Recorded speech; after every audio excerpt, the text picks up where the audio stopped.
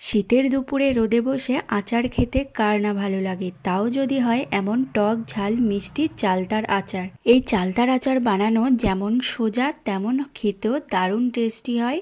তো চলুন দেখে নিই। নমস্কার বন্ধুরা, ওয়েলকাম টু প্রিয়ার রান্নাঘর। নতুন একটা রেসিপি দেখার জন্য সবাইকে স্বাগত জানাই। আজকে বানাবো চালতার আচার। তো চালতার আচার বানানোর জন্য এখানে আমি বড় বড় সাইজের দুটো চালতা নিয়েছি, আর এই চালতাগুলোকে এইভাবে একটু সরু সরু করে কেটে নিয়েছি। এবার এই চালতাগুলোকে খুব ভালো করে জল দিয়ে ধুয়ে নিতে হবে।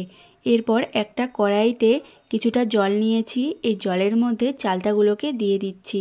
এগুলোকে ভালো করে একটু সেদ্ধ করে নিতে হবে। আর এর মধ্যে দিয়ে দিচ্ছি কিছুটা লবণ, আর দিয়ে দিচ্ছি কিছুটা হলুদ গুঁড়ো। এবার নেড়ে চেড়ে মিশিয়ে নিচ্ছি ভালো করে। তারপর আমি এটা সেদ্ধ হওয়ার জন্য ঢাকা দিয়ে এইভাবে রেখে দেব। আর দেখুন এখন কিন্তু জলটা অনেকটাই টেনে নিয়েছে, আর চালতাটাও ভালো করে সেদ্ধ হয়ে গেছে। এবার এইভাবে জলটা ছেঁকে চালতাগুলোকে তুলে নিচ্ছি। সেদ্ধ হওয়ার সময় হলুদ দেওয়াতে দেখুন চালতাগুলো খুব সুন্দর একটা কালার হয়ে গেছে।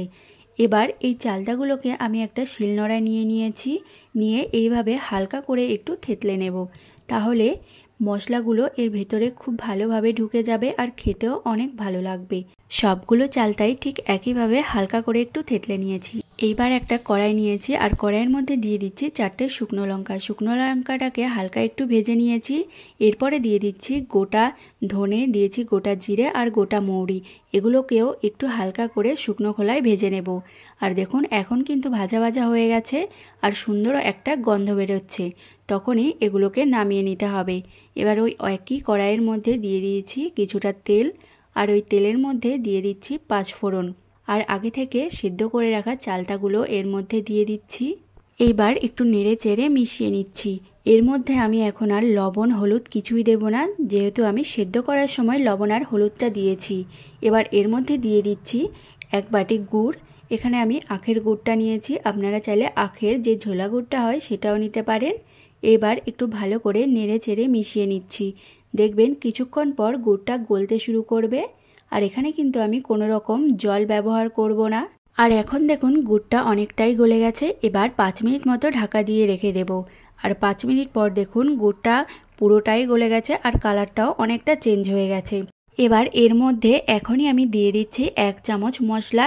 যে মশলাটা আমি শুকনো কড়াইয়ের মধ্যে ভেজে করেছিলাম, সেটা গুঁড়ো করে 1 চামচ দিয়ে দিয়েছি।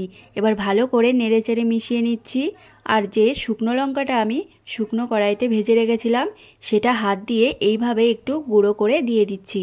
তবে যারা ঝাল খেতে পছন্দ করেন না, তারা কিন্তু লঙ্কাটা একটু কমিয়ে দিতে পারেন। এখন দেখুন অনেকটাই শুকনো হয়ে এসছে, আর পুরোপুরিভাবে আচারটাও রেডি হয়ে গেছে। আর দেখতেও কতটা সুন্দর লাগছে দেখুন। এখন এর মধ্যে দিয়ে দিচ্ছি বাকি ভাজা মশলাটা। এখন আমি 1.5 চামচ মতো মশলাটা দিয়েছি। দিয়ে এবার ভালো করে নেড়েচেড়ে মিশিয়ে নিচ্ছি। আচারের মেন কিন্তু এই মশলাটাই। এই মশলাটা দিলেই আচার খেতে খুব ভালো লাগে। তো দেখুন এখন কিন্তু পুরোপুরিভাবে আচারটা রেডি হয়ে গেছে। এবার ঢাকা দিয়ে কিছুক্ষণ রেখে দেব এইভাবেই। কিছুক্ষণ পর আচারটা একটা প্লেটের মধ্যে নিয়ে নিচ্ছি।